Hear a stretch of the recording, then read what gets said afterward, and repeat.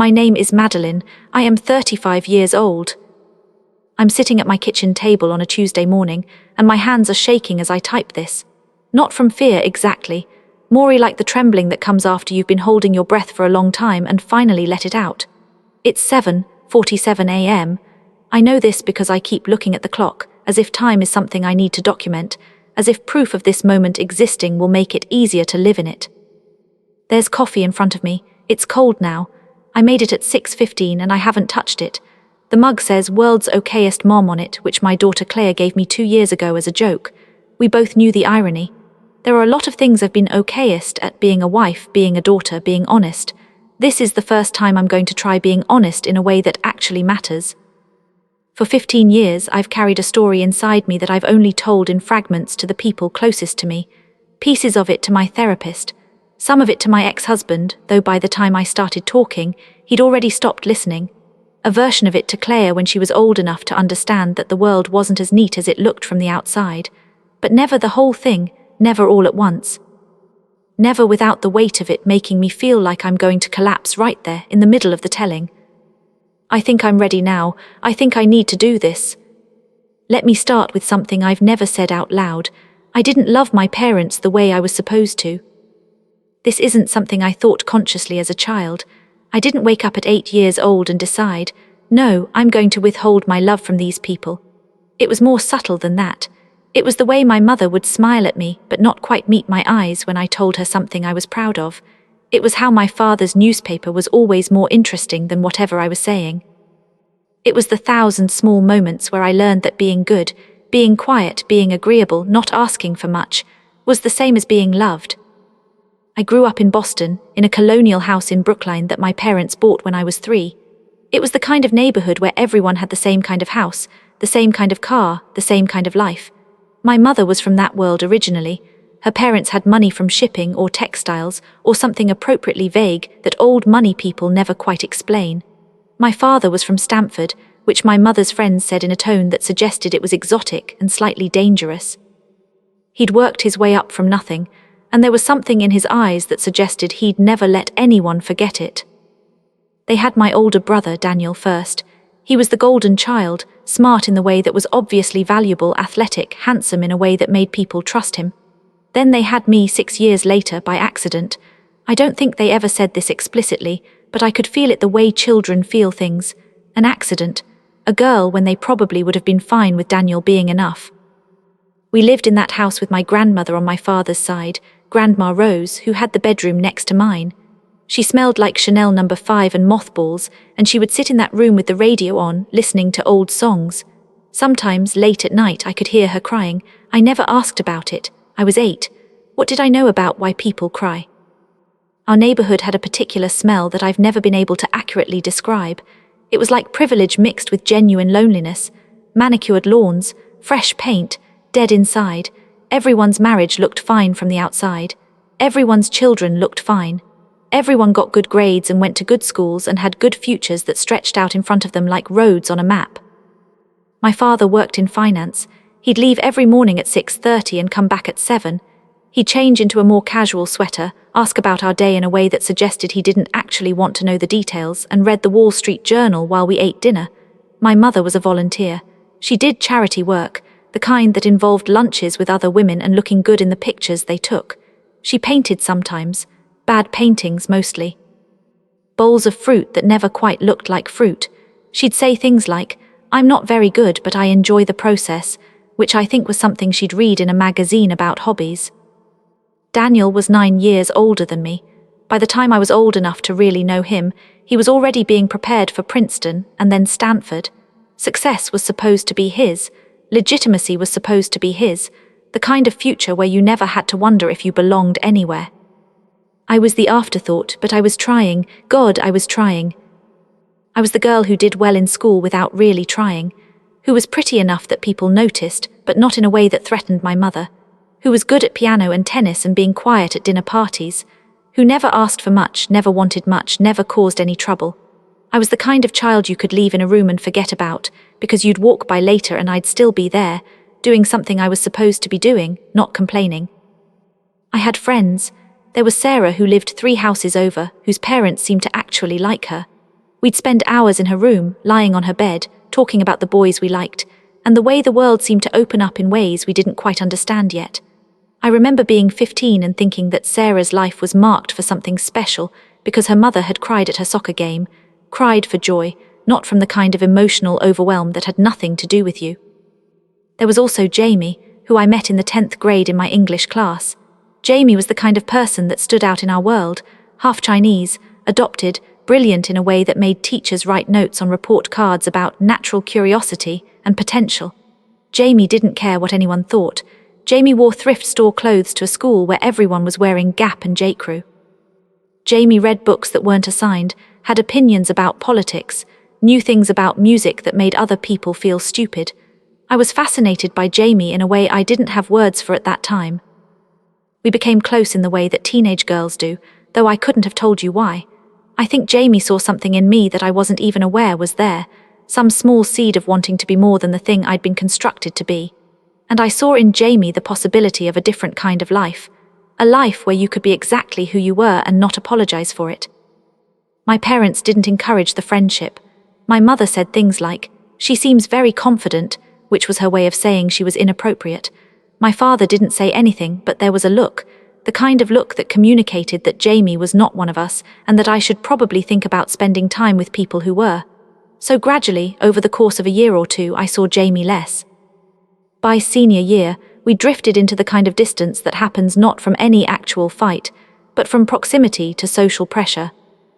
This is one of those things I think about now, at 35, and feel genuinely ashamed of, that I let Jamie go, that I didn't even realize how much it cost me until much later. High school was fine. I got good grades. I went to Columbia, which was a surprise to everyone except my father, who'd wanted me to go to an Ivy so I'd be employable. I majored in English, which was a decision that caused a small amount of tension in our house. Business, my father said, was practical. English was lovely but impractical. Still, I was good at it. I wrote papers that my professors actually seemed excited about. I won a few small prizes. I thought maybe I'd be a writer or an editor or something like that. And then, in my junior year, something happened that changed the entire trajectory of my life, and I didn't even recognize it as important when it was happening. My father's business partner, a man named Robert Chen, disappeared. This is the first dark thread in this story, and I'm telling you about it now because you need to understand it to understand anything that comes after.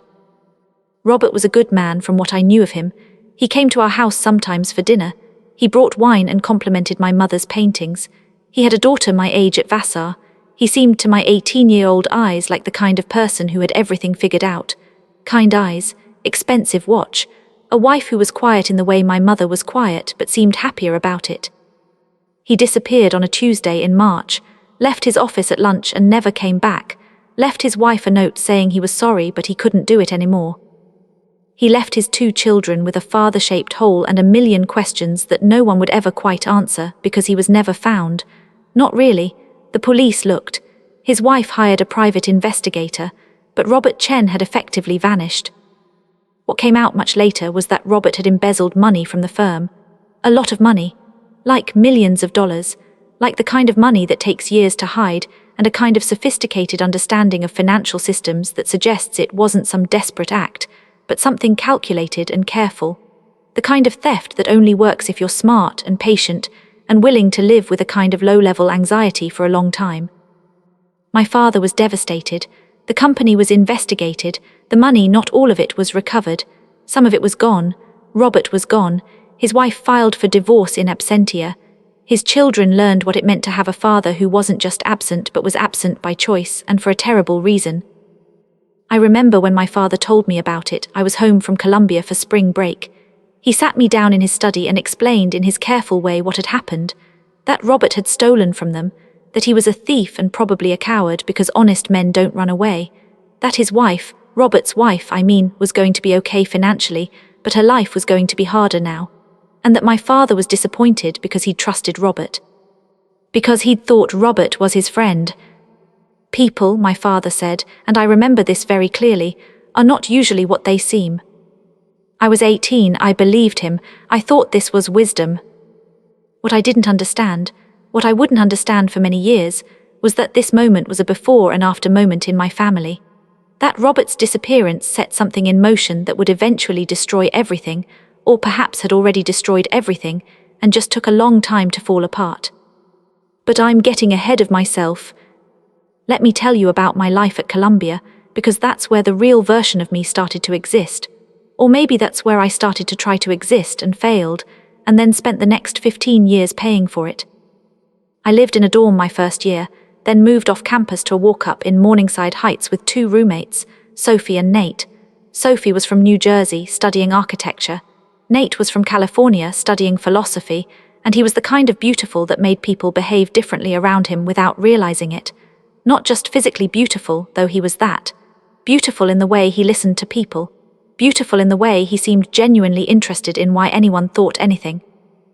Our apartment was small and loud and smelled like other people's cooking, and the incense that Nate burned because he said it helped him think.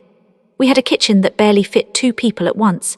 We had windows that looked out onto a street where there was always something happening, someone playing music, someone arguing, someone trying to live their life in the way they chose rather than in the way they were supposed to.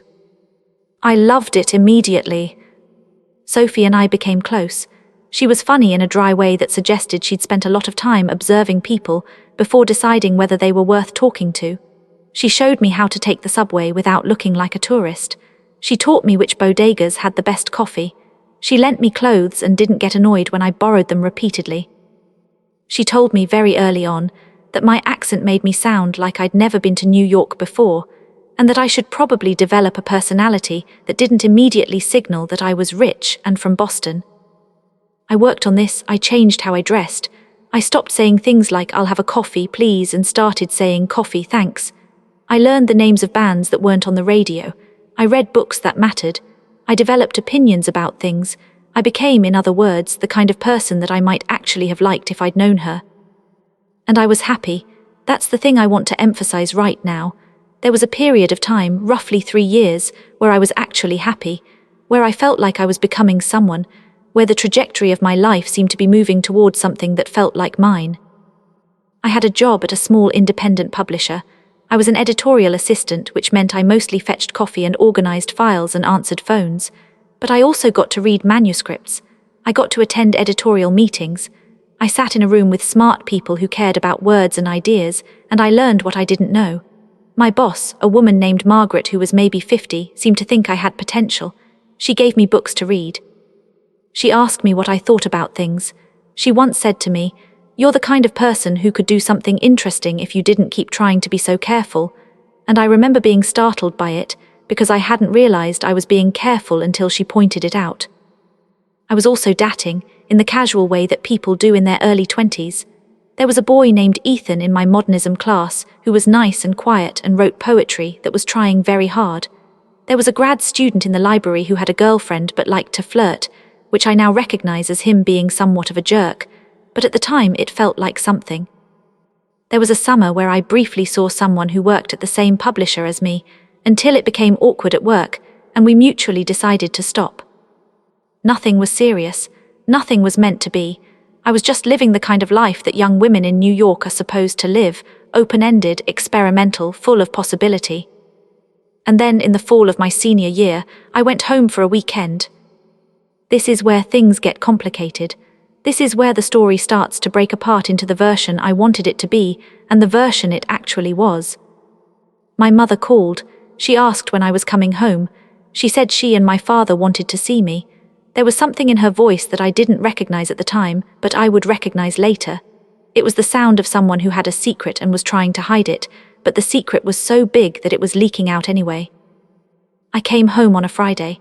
The house looked the same colonial architecture, the same manicured lawn, the same smell of privilege and loneliness. My mother was in the kitchen when I walked in, and she looked smaller than I remembered, though that probably wasn't true. Perception is a strange thing. I think what I was reading was anxiety. I think what I was reading was the energy of someone who was about to say something that would change everything, and she couldn't quite believe it was actually happening. "Your father is in his study," she said. "He'd like to talk to you." My first thought was that something had happened to Daniel, that he was sick or had gotten in trouble or had done something that required the whole family to have a serious conversation. My brother was in law school, and he was the kind of person who generally had his life together, but you never quite knew. My father was in his study, sitting behind his desk in the way he always did. The light from the lamp made his face look older than I remembered. He was wearing reading glasses, even though there wasn't anything in front of him to read. "Sit down," he said. I sat down. "I need to talk to you about something," he said. "It's going to be difficult. It's going to seem, I think, very unexpected, but I want you to understand that your mother and I are making this decision because we believe it's what's best for our family." I remember my stomach tightening. I remember thinking very clearly that whatever was about to happen, I didn't want it to happen, that I wanted to get up and leave and go back to New York and pretend that I'd never come home. "Your father and I," he said, "have had some financial difficulties. We've been managing them as best we can, but they've been more significant than we've let on." I didn't say anything. "There was an investment," he continued. "Years ago, after what happened with Robert, we wanted to rebuild, to stabilize our position. We made some choices that seemed safe at the time, but the market has not been kind." He took off his reading glasses and rubbed his eyes. "We're not going to lose the house," he said. "We're not going to be destitute, but there are implications for your trust fund, for your future financially speaking." Now I realize that most 18-year-olds don't think much about trust funds. They're abstract things, money that exists somewhere else that doesn't feel real. I hadn't thought much about mine. I'd had a vague idea that there was one, something that would become available when I turned 25. That would give me security. "Oh," I said. "There's something else," my father said, "and here is where everything changed. Here is where the ground beneath me became less solid. We've been approached with an opportunity, a business opportunity really, that could help stabilize our financial situation, but it would require a kind of partnership." I didn't understand what he meant. "There's a man," my father said. "His name is Victor Desai. His family is very wealthy. Their business interests overlap with ours in certain ways. We've had some conversations, and Victor has expressed interest in creating a strategic partnership." I still didn't understand. Or maybe I did, and I was just refusing to understand. The way you refuse to understand something that you know, once you fully grasp it, will change everything. "He's asked if you'd be willing to meet him," my father said. "That's all, just meet him. No pressure, no obligation, just to meet and see if there might be a connection." That word, connection, I can still taste how bitter it was. "He's older," my father said, which was a massive understatement that I would only fully appreciate later. "But he's sophisticated, accomplished. His family situation is, well, his wife passed away 5 years ago and he has an adult daughter from that marriage. He's looking for a partner." And my mother, who had been standing in the doorway without me realizing she was there, stepped into the room and said, "We think you should consider it, Madeline. We really do." Let me stop here and try to explain what happened next, because I don't think I can accurately convey how it felt without being very careful about it. I didn't say no, and I didn't say yes. What I did was something in between, which is what I did for the next several months, and which is probably the thing I regret most about this entire situation, which is a lot of things to regret. I didn't say no because my father's face had something in it that I recognized. It was the same expression he'd had when he told me about Robert Chen. It was the expression of a man who had already decided something was happening, and he was just explaining it to me as a courtesy. Also, underneath that expression was something else. There was something that looked like fear, and I was 18, and I was still very much programmed to protect my parents from discomfort, to be the easy child, to not cause problems. So what I said was, "Can I think about it?" And my father said, "Of course, but not for too long. He's looking to move on this relatively quickly." That phrase, "move on this," as if I were a real estate transaction, as if my life were a piece of property they were trying to sell before the market shifted again. I went back to New York and I didn't tell anyone about it. Not Sophie, not Margaret at work, not the boy I was seeing casually who probably wouldn't have cared anyway. I just carried it around, this secret, and it felt like it was taking up all the space inside me. A week later, my mother called. "He'd like to invite you to lunch," she said. "We think that would be a nice way to start." "Lunch," I said. "Yes, next Saturday, at his club. It's very exclusive, very nice." What I didn't know at that time was that Victor Desai was in his late 50s.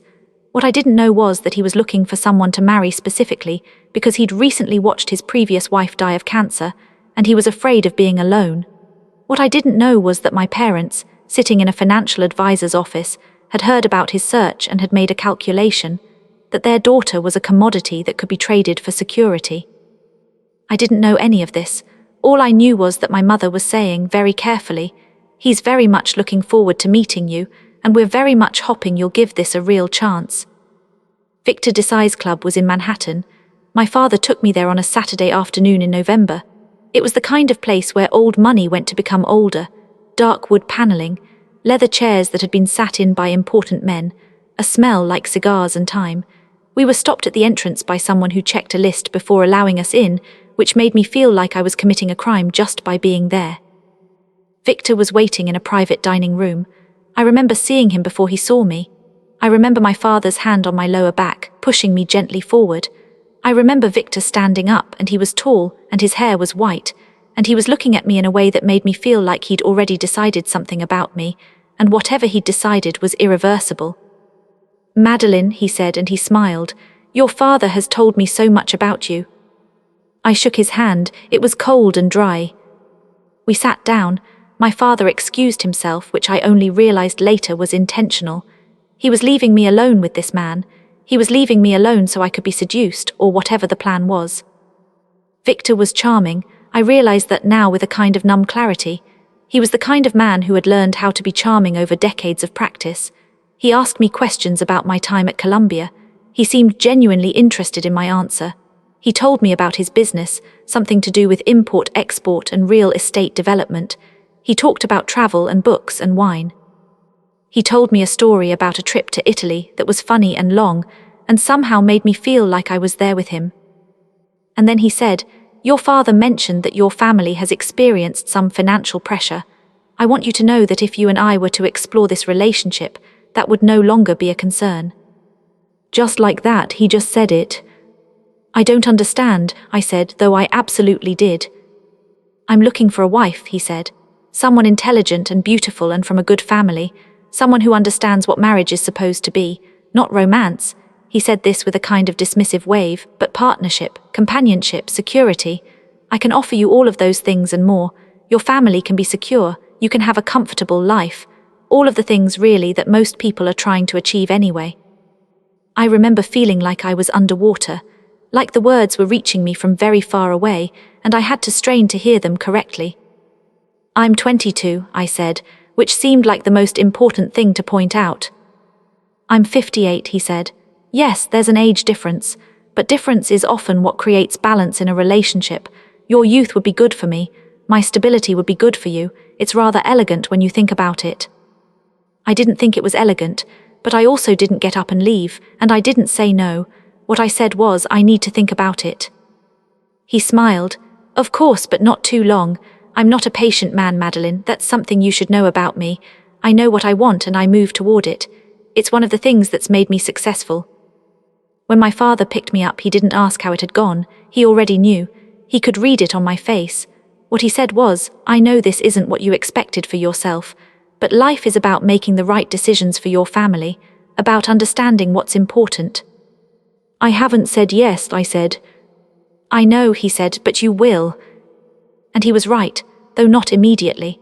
There was a period of maybe 3 months where my life became a series of conversations designed to push me toward a decision that I was increasingly unable to refuse.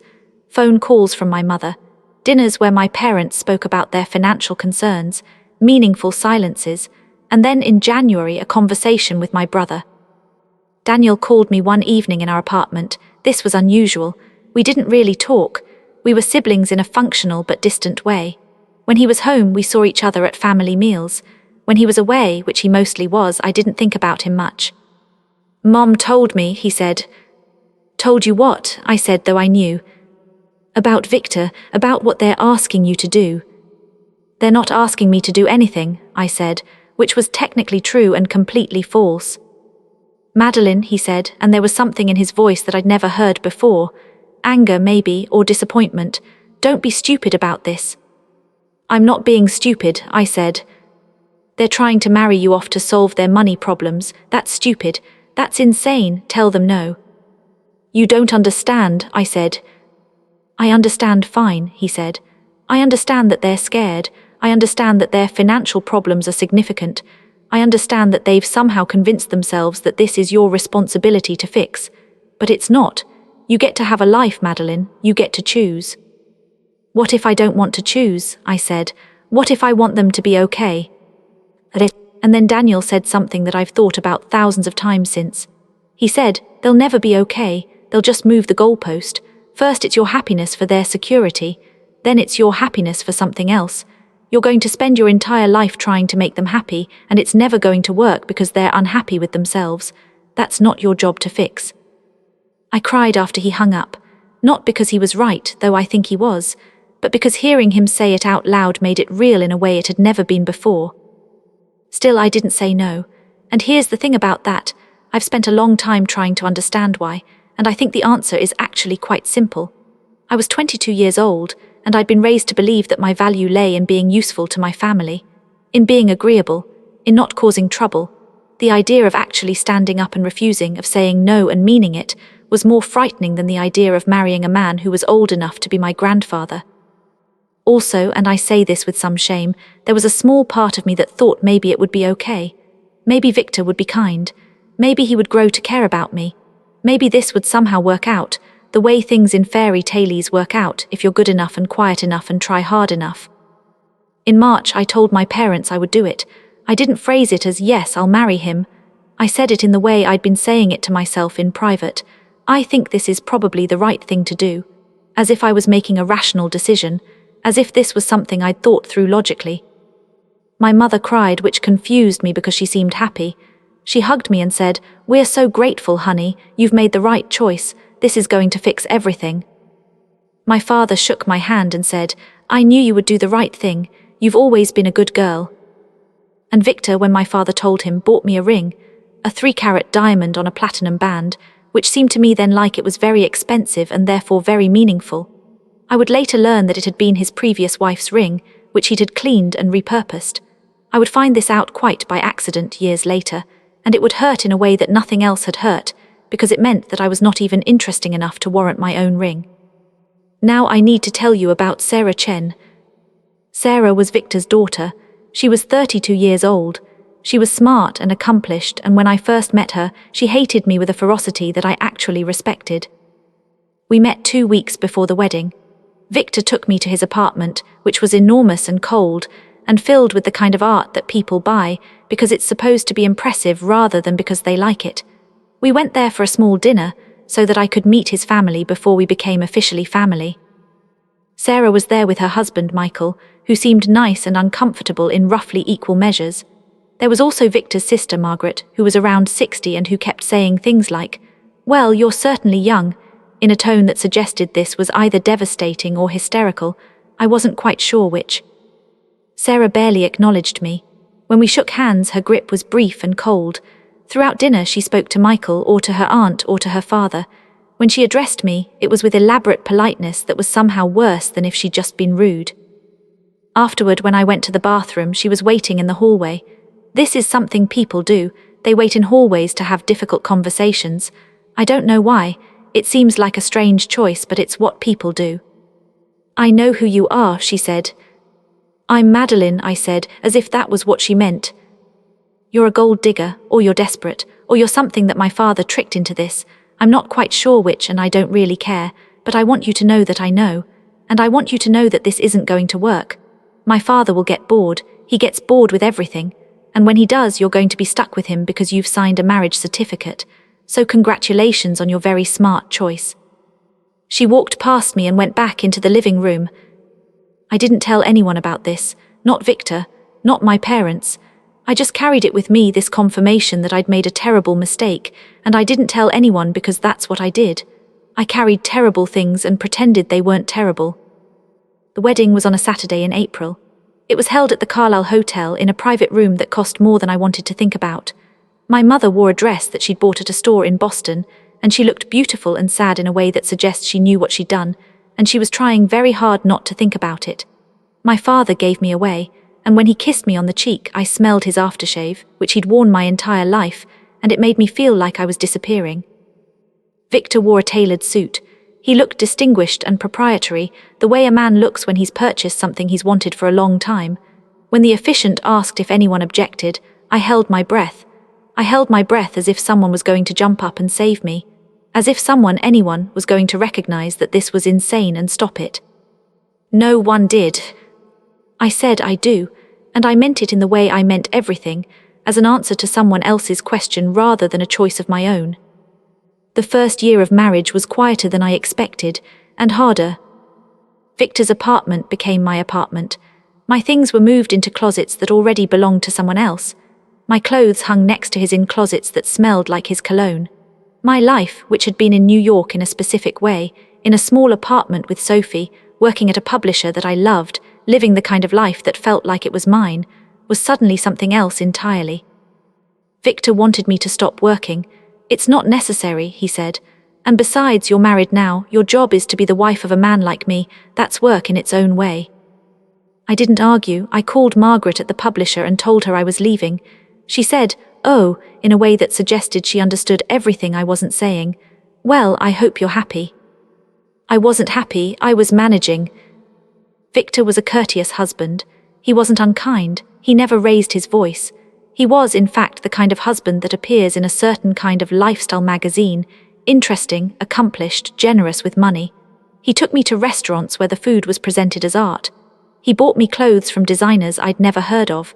He asked me about my day in the way he'd asked about my day at lunch before we were married, as if he was already familiar with the answer. The physical part of marriage was stranger than I expected. Sex with Victor was something that happened, usually on weekend mornings, and it was efficient and ultimately unpleasant. He had a specific set of preferences. He wanted me to wear certain things. He wanted me to respond in certain ways. He wanted it to be over relatively quickly. I learned to manage it the way I'd learned to manage everything else, by disappearing into my own mind and waiting for it to be finished. I spent a lot of time in the apartment when Victor was at work, which was most of the time. He worked long hours. He said he was building his business. What I realized later was that he was avoiding the apartment, that marriage, even this kind of strange arranged marriage, required the presence of another person, and he'd arranged the marriage in a way that didn't require him to actually be present. But during the hours that I was alone in that apartment, I felt something that I hadn't felt before, and it took me a long time to identify what it was. It was loneliness, but not the kind that comes from being alone. It was the kind that comes from being unknown, from being invisible to the person you live with, from having made a choice that made you completely irrelevant. I reached out to Sophie. We got lunch and she looked at me carefully over her salad and said, "Are you okay?" "I'm fine," I said. "You're not fine," she said. "You're married to a man who's old enough to be your grandfather and you're not fine." "I made my choice," I said. "Did you?" Sophie said, "or did they make it for you?" I didn't answer because the truth was complicated, and I wasn't ready to admit how complicated it was. I also reached out to Jamie, who I hadn't talked to since high school. I found her on Facebook. She was living in San Francisco, working at a non-profit, apparently happy. I sent her a message saying that I'd gotten married and that I'd thought of her and that I was sorry for letting the friendship drift. Jamie responded, which surprised me, but she was kind about it. She said, "That sounds like a big change. Are you happy?" Everyone was asking if I was happy. And I was starting to understand that when people ask you this, they're not actually asking about your emotional state. They're asking if you've made the right choice. They're asking if you regret it.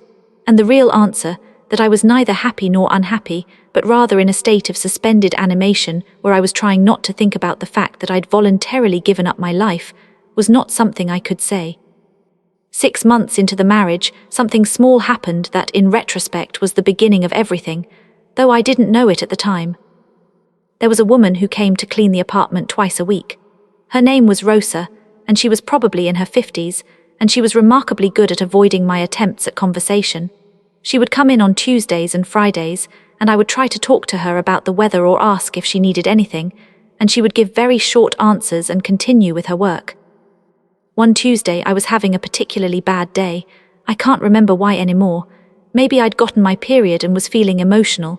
Maybe I'd received a phone call from my mother that made me feel anxious. Maybe I was just depressed, which I now understand I was without recognizing it as such.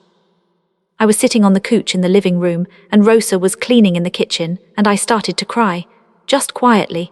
I wasn't making noise or asking for attention. I was just sitting there and the tears were coming down and I was too tired to stop them. Rosa appeared in the doorway with a dishcloth in her hands. She didn't say anything at first. She just looked at me. And then she went into the kitchen and she came back with a glass of water and she handed it to me. "Drink," she said. I drank. "You're sad," she said. It wasn't a question. "I'm fine," I said, which was automatic. "You're not fine," she said. And she sat down on the ottoman across from me, which I'd never seen her do, and she said, "My sister was married to a man like yours. Older. Rich. She thought it would be good. She thought it would be safe." "What happened?" I asked. "She left him," Rosa said. "After 2 years. She said that safety wasn't the same as happiness, and she didn't want to spend her whole life being safe. Then she got up and went back to cleaning." I thought about that conversation for days. I thought about it so much that I brought it up to Victor one evening, very casually, as if it was something I'd just been thinking about. "I was thinking," I said, "about what would happen if I wanted to divorce." He looked up from his laptop. "Why would you want to divorce?" "I'm not saying I do," I said. "I'm just curious what would happen, legally, I mean." "You signed a prenuptial agreement," he said. "When you married me, you signed a document saying that in the event of a divorce you would be entitled to a monthly stipend rather than a share of my assets. You agreed to this." I vaguely remembered signing something. It had been pages and pages, and my father had reviewed it, and it was the kind of thing that happens before weddings, paperwork, logistics. I hadn't really read it. I had just signed it the way I'd said I do. "So I couldn't take half of your money," I said. "No," he said, "you couldn't. That was the entire point of the prenuptial agreement. It protected my interests while still providing for you financially. It was quite generous, actually." "What if I wanted to leave?"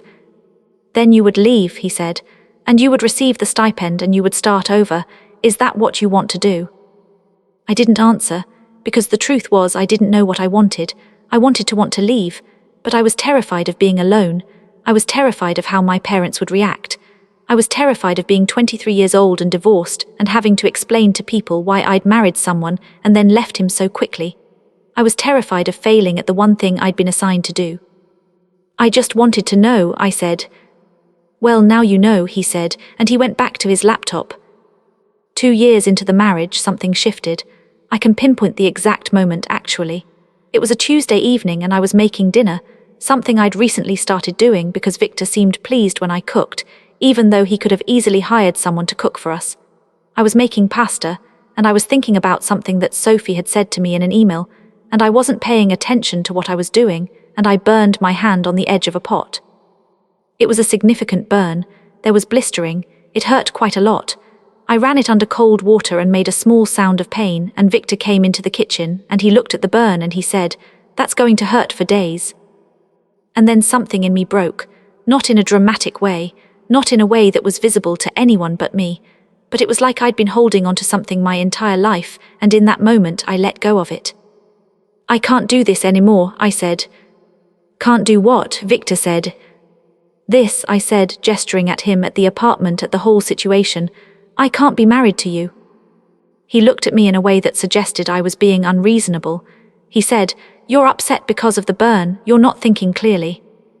"I'm thinking clearly for the first time since I married you," I said. He set his jaw and left the apartment. I don't know where he went.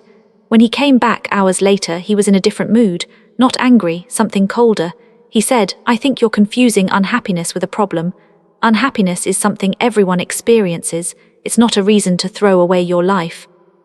"I already threw away my life," I said, "when I married you." But I didn't leave. And this is the part of the story where I need to explain why I didn't leave, because understanding why I stayed is important to understanding what happened next. The truth was, I was trapped in a way that wasn't just financial, though it was that too. I was trapped emotionally. I was trapped by the idea that I'd made this choice, and that I had to live with my choices, even if those choices had been made under duress.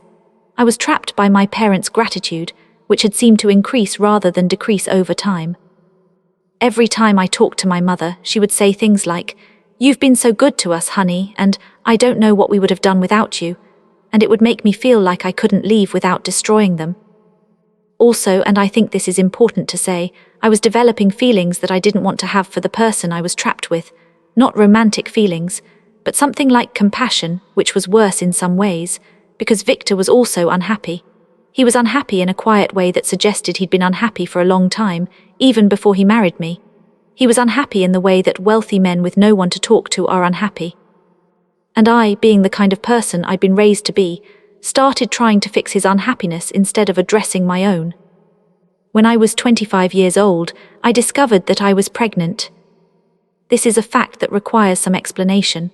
Victor and I had sex relatively infrequently, and we'd never discussed having children.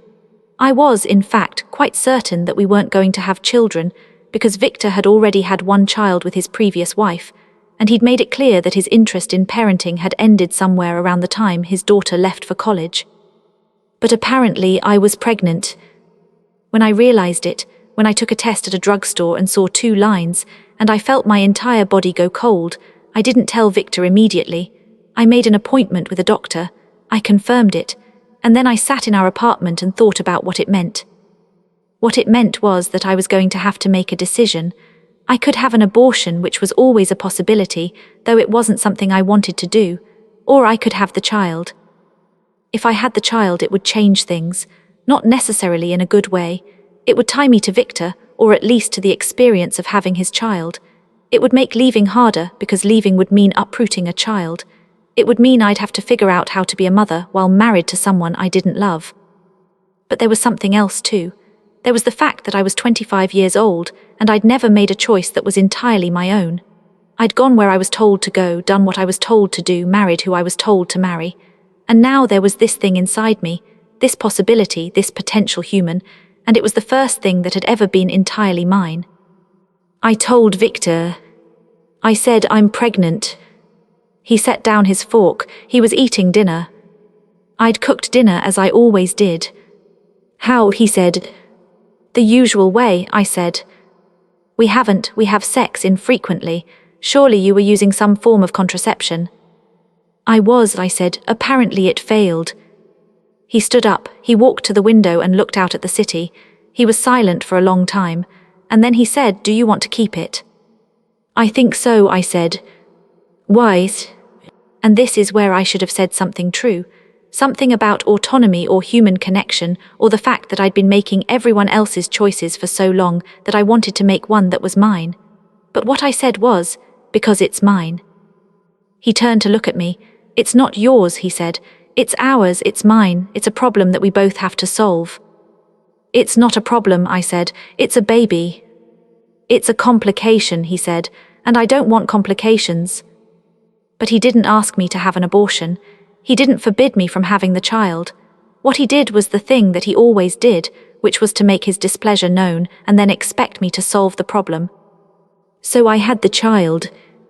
Claire was born on a February morning when it was snowing. I remember that I'd been in labour for 16 hours, and at the end of it they put this small person in my arms, and I felt something that I'd never felt before. It wasn't immediate overwhelming love, though I think people say it's supposed to be. It was more like recognition, like I was seeing myself for the first time. Victor came to the hospital after she was born. He looked at her and he said, She has your nose. She has your jaw, I said. And then he left. He said he had a meeting and he couldn't stay and he'd come back later. He didn't come back that day. He came back the next day and he brought flowers, and he looked like he was performing the role of a man whose daughter had been born, rather than actually being a man whose daughter had been born. But when I brought Claire home, Victor was different with her than he was with me. He was patient. He was even sometimes tender. He would hold her while she slept, and his expression would soften in a way that I'd never seen before.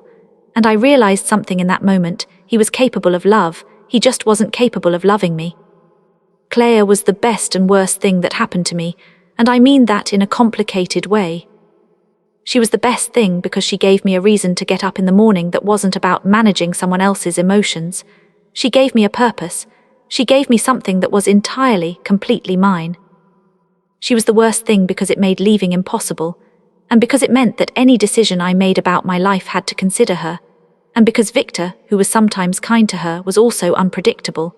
There were days when he was involved and patient and seemed almost happy to have a daughter, and there were other days when he resented her presence, when she cried, disrupted his work, when she required things from him that he didn't want to give. But mostly, he just didn't think about her. He would go to work and come home and be distantly involved in her existence the way you're involved in a plant you keep in your apartment. You notice when it dies, but most of the time, you just assume it's fine. I became the kind of mother that my mother had never been, not because my mother didn't love me, but because she was distracted. She was trying to be the wife of a man who didn't really see her. I was determined that Claire would know that she was seen, that she mattered, that she was wanted.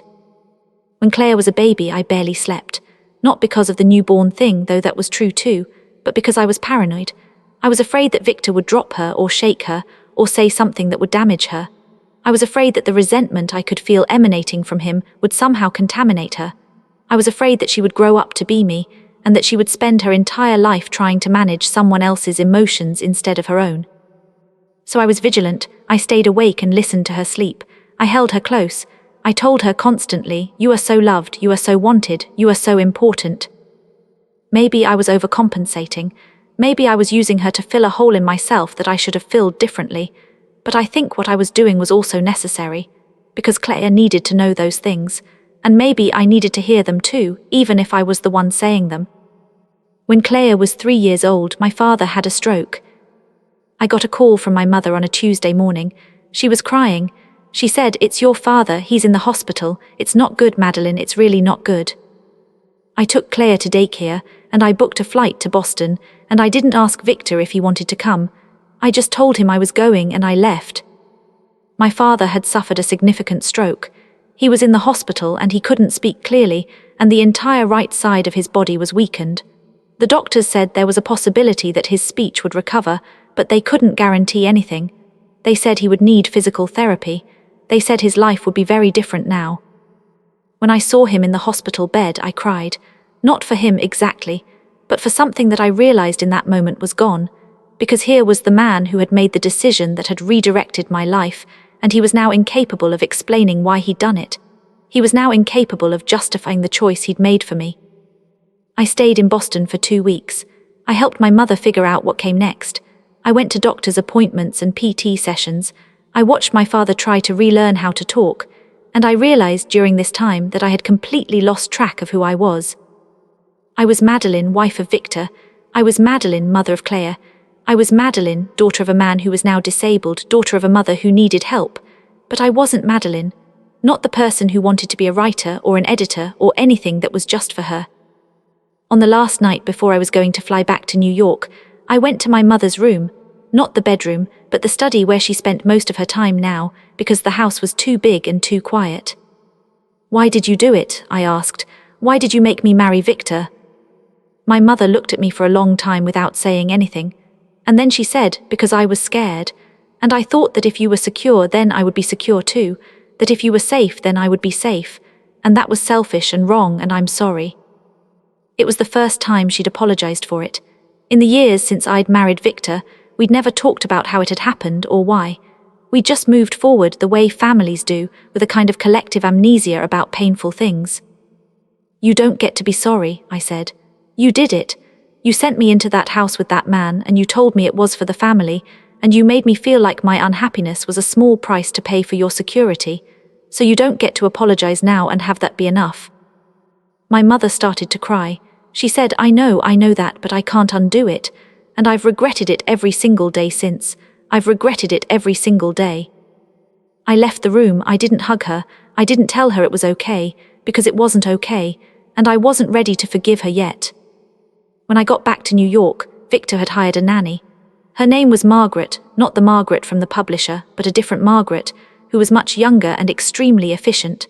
She arrived every morning at 7 a.m. and left at 6 p.m., and she took care of Claire with a kind of professional competence that made me feel both relieved and devastated.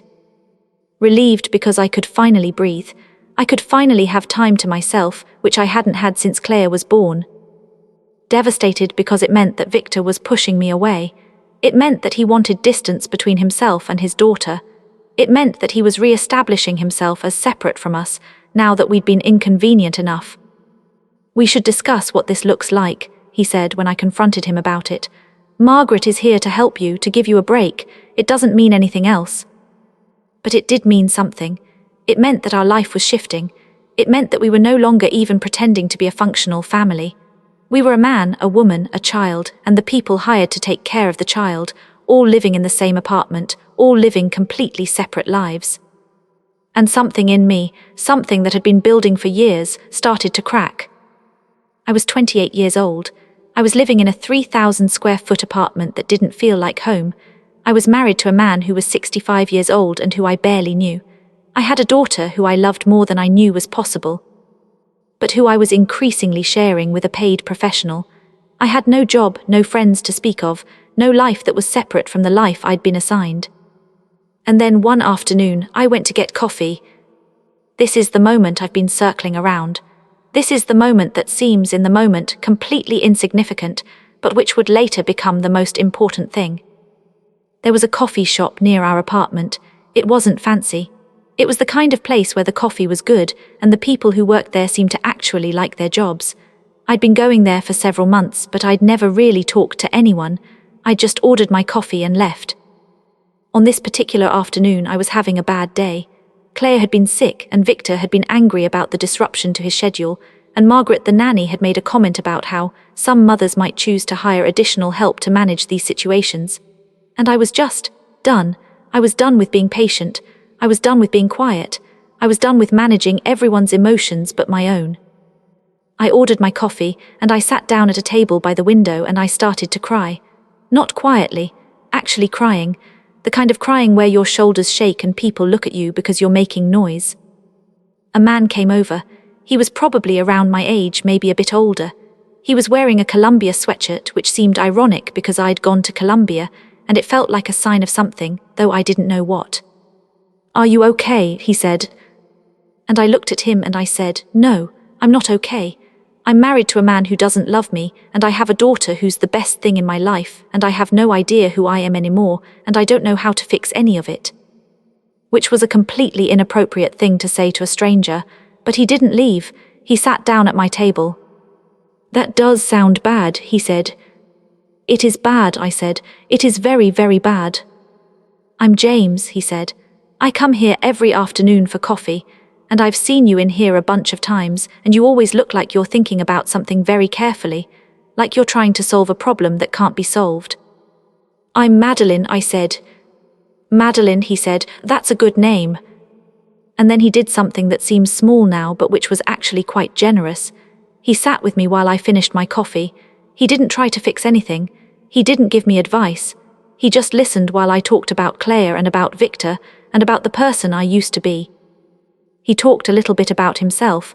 He was a teacher, teaching high school English, and he loved it, and he also hated it, and he understood the duality of loving and hating something at the same time. Before he left, he said, "I'm here every afternoon around this time. I'm always happy to have someone to talk to." And that was it. That was the small kindness. That was the person who saw me when I was invisible and offered me nothing more than his presence. He didn't know it at the time. He probably didn't know that conversation would be the thing that kept me from completely disappearing. He didn't know that I would come back to that coffee shop every afternoon for the next week, and that we would sit and talk about books and life, and the small ways that people destroy themselves. He didn't know that, for the first time in years, I would feel like someone was actually listening to me. James never asked me to do anything. He never suggested that I leave Victor. He never made a move toward me that would have complicated what we had, which was a simple friendship. We just talked. Every afternoon I would leave Claire with Margaret, and I would go get coffee, and James and I would sit at a table and talk for an hour. And it saved my life, not in the dramatic sense, but in the sense that it reminded me that I was a person, that my thoughts and feelings mattered, that there was someone in the world who wanted to listen to them. One afternoon, about 3 weeks into these coffee meetings, James said to me, "You need to leave him." "I can't," I said, which was the automatic response I always gave. "Why can't you?" "Because of Claire, because of the money, because I'm terrified, because my parents will be disappointed in me, because I have no idea how to live on my own, because I've never lived on my own." "Those are all reasons not to leave," James said, "but none of them are good enough." "They're good enough for me," I said. Then you're going to spend the rest of your life being unhappy, he said. And Claire is going to watch you be unhappy, and she's going to think that's what love looks like. Is that what you want for her? It wasn't, of course it wasn't, but knowing it wasn't what I wanted and actually doing something about it were two very different things. James gave me a business card. It was for a lawyer who specialized in divorce. He said, just in case, just to know that you have options. I took the card. I didn't use it, not yet. I need to tell you about the discovery because it changes things. It changes how you understand everything that came before. I found out about it completely by accident. Victor had left his laptop open on the kitchen counter. He never did this. He was careful about his privacy, careful about his work. But he'd taken a phone call and left his laptop open, and I was making lunch, and I saw something on the screen. It was an email from my father. My father who'd had a stroke 2 years ago. My father whose speech had never fully recovered. My father who spent most of his time in physical therapy or sleeping. My father who I'd gone to visit last Christmas and who had seemed diminished, like someone was slowly erasing him. The email was dated 6 months ago. I opened the laptop. I shouldn't have. It was an invasion of privacy, and Victor was very clear about privacy being sacred, but I opened it. The email read, "V, she's still unhappy. I can see it when I talk to her on the phone. I know you said this would make her secure, but I'm not sure it's done that. I'm running out of time and I wanted to know if you'd consider releasing her.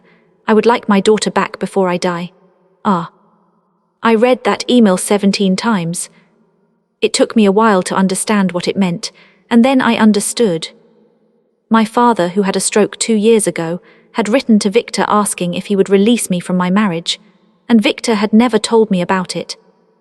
I found Victor in his office. He was on a phone call, but he hung up when I came in. "Did my father ask you to let me go?" I asked. His face went very still. "Did my father ask you to divorce me?" "That's not, he didn't phrase it that way," Victor said. "But he asked you to release me," I said. Victor stood up. He walked to the window and looked out at the city, the way he always did when he was about to tell me something that required careful wording. "Yes," he said. "He asked if I would consider divorce. He said he was running out of time and he wanted to see you happy. I assume he meant before he died." "And what did you say?" "I said no," Victor said. "Why would you say no?" "Because I didn't want a divorce," he said. "Because I was still married to you and I didn't want that to end." "You don't even like me," I said. "That's not true," he said. "I like you quite a bit. I like the life we've built. I like having Claire here. I like the routine. I like knowing what to expect." "You like the structure of it," I said, "but you don't like me." "Aren't those the same thing?" he asked. And that was the moment. That was the moment when something fundamental changed in how I understood my relationship to my husband and to my entire life. "No," I said, "they're not the same thing." "Your father was a good man," Victor said. "I respected him, and I understood what he was asking, but I was afraid that if I agreed to divorce you would leave and Claire would leave and I would be alone, and I didn't want to be alone." "So you kept me," I said. "You kept me trapped so that you wouldn't be alone." "I kept you because I wanted to," he said, "because having you here, even if you're unhappy, is better than not having you here." I left the apartment. I didn't tell him where I was going. I went to the coffee shop and James was there and I said, "I need a lawyer. I need to look at that card you gave me." James nodded. He didn't say anything. He just nodded as if he'd been waiting for this moment. My father died 6 months later. He died in the afternoon in his bed with my mother sitting next to him. I was in New York when it happened. I got a call from my mother saying that it was time, and I got on a plane, but by the time I landed, he was already gone. I flew to Boston for the funeral. It was a cold day in October, and there were a lot of people there, my father's colleagues. My mother's friends, neighbors who wanted to pay their respects. We buried him in a cemetery outside of Boston, and I watched them lower his casket into the ground, and I felt something that I wasn't expecting. I felt relieved. That's a terrible thing to feel at your father's funeral, I know that, but it was true. I felt relieved that he was gone because it meant that the conversation between him and Victor, the conversation where my father asked to have me back and Victor said no, could finally be closed. It meant that my father wouldn't have to know what happened next. It meant that I didn't have to worry about disappointing him anymore. At the reception after the funeral, my mother came and sat next to me. "I'm getting divorced," I told her. She didn't say anything for a moment, and then she said, "Good." "Good," I said. "Yes," my mother said, "I think it's the best thing you could do." "You knew about this?" I asked. "About Dad asking Victor to let me go?" "He mentioned it to me," she said, "before he died. He said he'd tried and that it hadn't worked, but that he'd tried." "And you didn't tell me?" "I didn't know how," she said. "I didn't know what to say. I was afraid that it would make things worse." "It couldn't have been worse," I said. "It was already as bad as it could be." "I know," my mother said. "And I'm sorry. I'm sorry for all of it. I'm sorry for making you marry him. I'm sorry for letting you stay with him. I'm sorry for not being brave enough to tell you the truth." And I could have held onto that resentment. I could have kept it with me like a stone in my pocket, taking it out whenever I needed to remember why I was angry. But I was tired. I was so tired of being angry. "I forgive you," I said. And I meant it, not because it erased what had happened or because what she'd done was okay, but because I understood, finally, that my mother had also been trapped. She'd been trapped by her own family, by her own expectations, by her own fear, and she'd done the best she could with the information and the courage she had. The divorce took 2 years. This is the period that I try not to think about too much, because it's the period where I hit absolute rock bottom. It's the period where I learned what it meant to be almost completely destroyed and then have to rebuild. Victor didn't fight me on the divorce. That was the surprising part. I thought he would. I thought he would dig in and try to keep me the way he'd done with my father, but instead he was almost gentle about it. He agreed to the terms my lawyer suggested. He agreed to spousal support. He agreed to custody arrangements that gave Claire to me during the week and allowed him to see her on weekends. What he did fight about was the prenuptial agreement. The prenuptial agreement said that if we divorced, I would get a monthly stipend of $3,000, not a percentage of his wealth, not a settlement, $3,000 a month, which in New York City, where I'd have to live for Claire's school and to be close to what little support system I had, was barely enough to cover rent. When my lawyer told me this, I cried. I cried because I realized that I was about to become exactly what I'd been afraid of becoming, a single mother with no money, no job, no skills, and a child who depended on me. "We can fight it," my lawyer said. "With what money?" I asked. "There might be a legal argument," she said, "about the circumstances under which you signed the agreement, if you can prove that you were coerced." "I was coerced," I said, "but I also agreed to it. Legally, I don't think that argument holds up." So I accepted the $3,000 a month. I accepted that this was what my life was worth to Victor, $3,000, a monthly reminder that I had given him 15 years of my life, and this was the compensation. I moved out of the apartment in the Upper East Side and into a small 2-bedroom in Morningside Heights. It was the same neighborhood where I'd lived when I was married to my apartment and my job and my potential, but it was different now. Now I was a 30-year-old woman with a 7-year-old daughter and a monthly income of $3,000. I got a job at a bookstore. It was part-time because I had to pick up Claire from school, but it gave me a little extra money. The owner of the bookstore, a woman named Patricia, was kind to me. She let me adjust my schedule. She let me bring Claire to the store after school sometimes. She saw me struggling and offered to help without making it feel like charity. I also started writing. I sat down one night and started writing about what had happened, about the marriage, about the people who'd forced it, about the years I'd lost. I didn't know if anyone would ever read it, but it helped to get it out of my system. It helped to look at my life from the outside and try to understand the narrative of it. James was still in my life during this time. He wasn't my boyfriend. That would have been too complicated, but he was someone who cared about what happened to me. He came to my apartment sometimes. He helped Claire with her homework.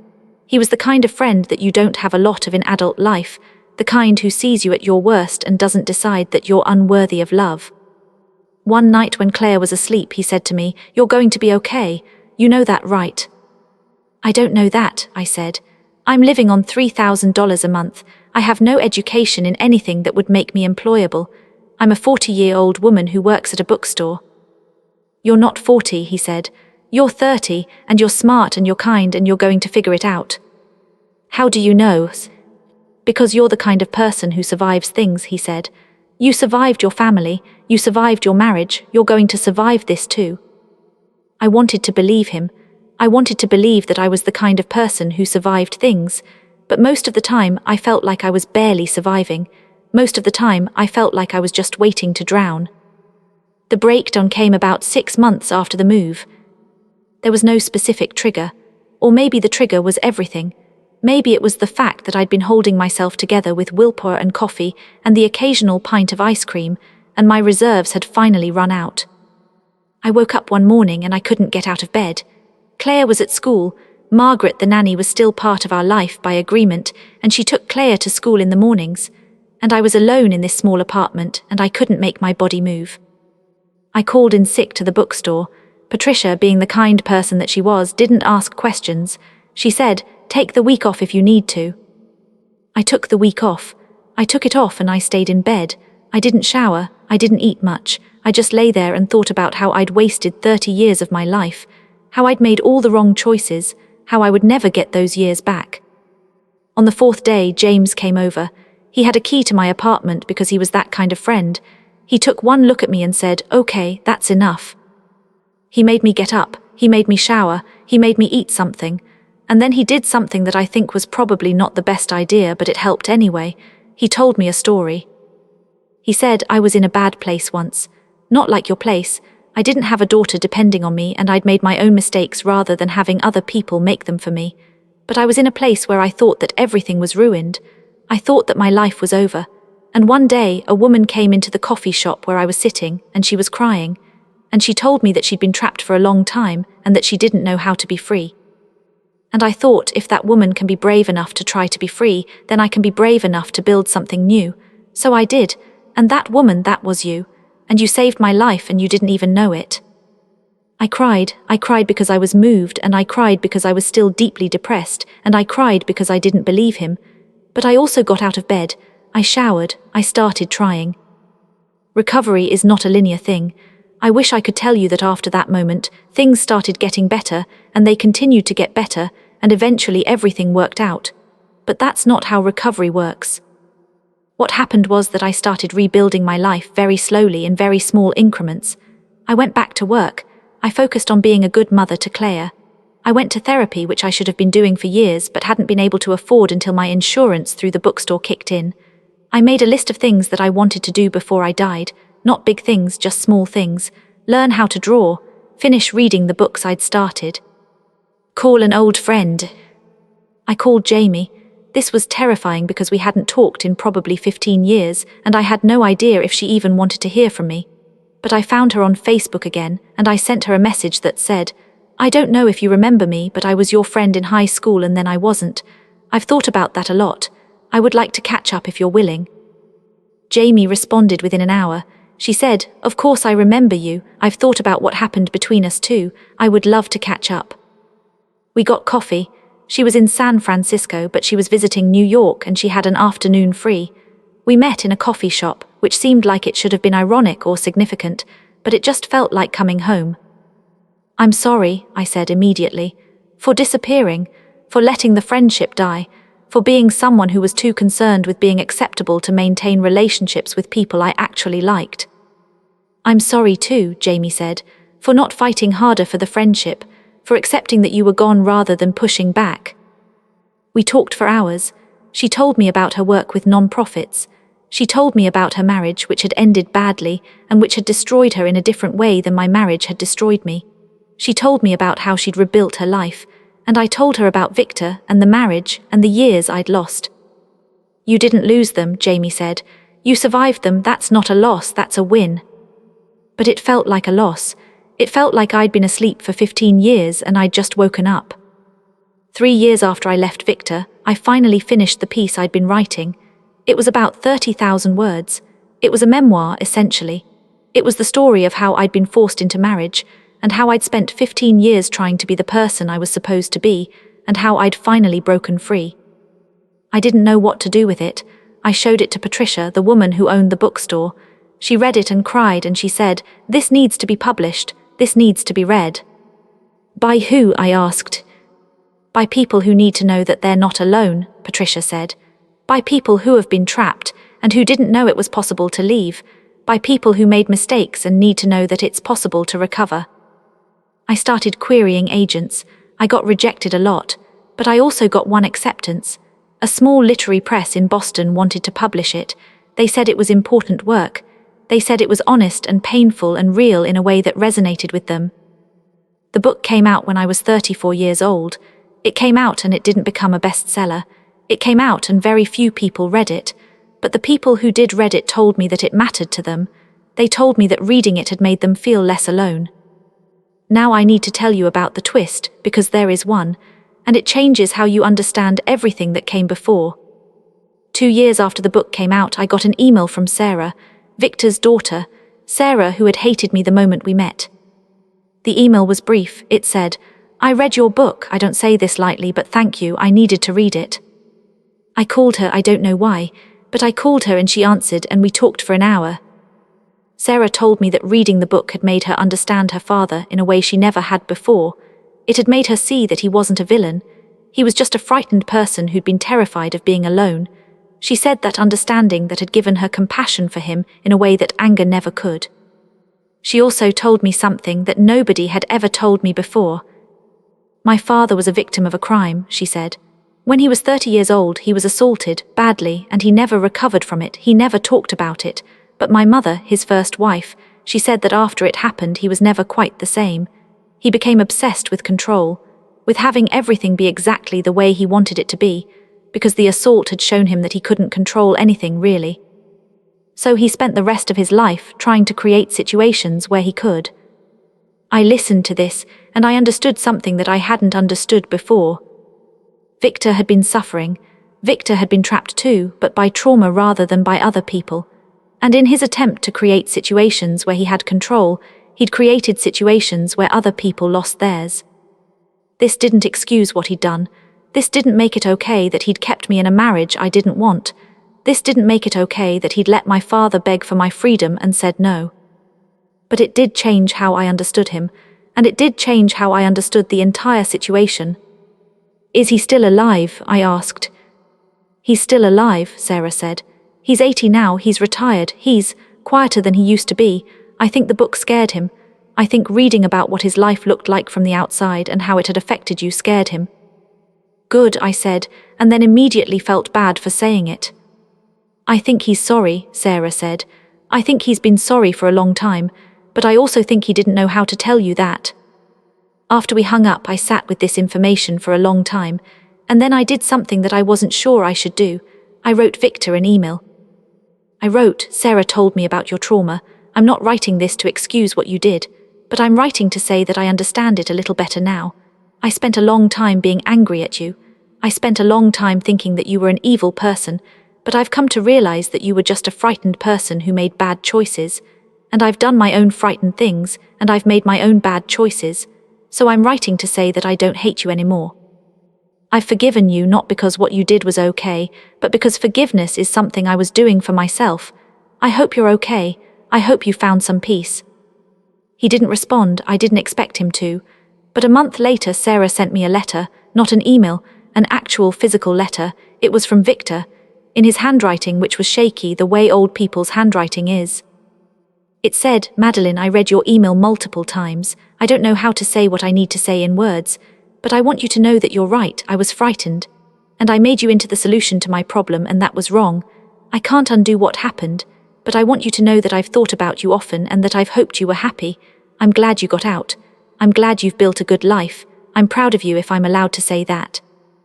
I cried when I read that letter, not because it fixed anything, but because it meant that he understood, that he finally understood what he'd done. This is not a story with a perfect ending. I'm not married to James, though we're still close. I didn't become a famous author. I didn't suddenly have a lot of money or security. What happened is much simpler and much more complex than that. I became myself. I became someone who makes her own choices. I became someone who knows what she wants and doesn't apologize for wanting it. I became someone who has learned to be alone and to be okay with that. Claire is 17 now. She's smart and kind, and she's going to go to college next year. When she was 15, I told her the whole story. I told her about her father and about my marriage and about how I'd gotten trapped. I told her because I wanted her to understand that she had a choice, that her life didn't have to follow the path that anyone else had set for her. She cried when I told her, and then she hugged me and she said, "I'm sorry that happened to you, but I'm glad that you're my mom because you taught me to be brave." I'm grateful for that. I'm grateful for the fact that my daughter thinks I'm brave, even though I don't feel brave most of the time. My mother and I have repaired our relationship, not perfectly. There are still places where the hurt is deep, but we've learned to communicate. We've learned to say the things we're sorry for. We've learned to forgive each other, not because the past was okay, but because the future is more important. I'm still writing. I work as an editor now at a small press, which is what I'd wanted to do when I was 22 years old. It's not glamorous, and I don't make a lot of money, but it's mine. It's something I do because I want to, not because I have to. I've had relationships since Victor. Some of them were good, some of them were less good, but they've all been relationships that I chose with people who were willing to see me and know me and care about what I wanted. The most important thing I've learned is that kindness matters, that Rosa, who cleaned our apartment and told me about her sister, saved me, that James, who sat with me at a coffee shop and listened, saved me, that Patricia, who owned a bookstore and gave me a job and encouragement, saved me, that my brother, who told me I had a choice, saved me. These people didn't do anything dramatic. They didn't fight a battle on my behalf. They just saw someone who was struggling and offered what they had, their presence, their kindness, their belief that I could survive. And I did survive. I'm surviving. I'm living a life that's quiet and small and completely my own. I haven't seen Victor in person since the divorce was finalized, but I see his daughter occasionally. Sarah and I have built an unlikely friendship. We get coffee and we talk about our fathers, mine, who made mistakes and then died without fixing them, hers, who made mistakes and is still alive, trying to understand them. The last time I saw Sarah, she told me something. She said, "He's reading books now. He's reading authors that he would never have read before. And I think it's because he's trying to understand people better. I think he's trying to understand what he did to you and why. I think he's trying to become someone different than the person he was." And I thought about that. I thought about whether it's possible for people to change, and I think maybe it is, not completely. Not in ways that undo the damage they've done, but in small ways, in ways that suggest they're trying. I'm 45 years old now. Wait, no, I'm 35. It's been 5 years since the book came out. It's been 17 years since I married Victor Desai. It's been 35 years since I was born into a family that loved me but didn't know how to show it properly. And I'm okay, not happy all the time, not free of sadness or regret or the occasional rage when I think about what was done to me, but okay, living, present, here.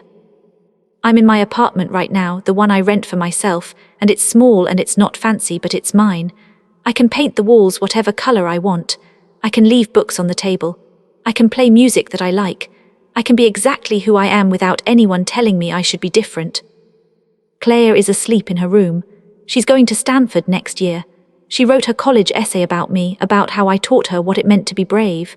She wrote about her father and about his sadness, and about how sadness doesn't excuse cruelty, but it does explain it. And I think that's the most important thing I've learned, that there's a difference between explanation and excuse, that understanding why people hurt you doesn't mean you have to accept the hurt, that you can forgive someone and still not let them hurt you again. I'm going to stop now. I don't think there's anything else to say. This is the end of the story. This is the beginning of the rest of my life. Thank you for reading. Thank you for listening. Thank you for letting me finally tell the truth about what happened.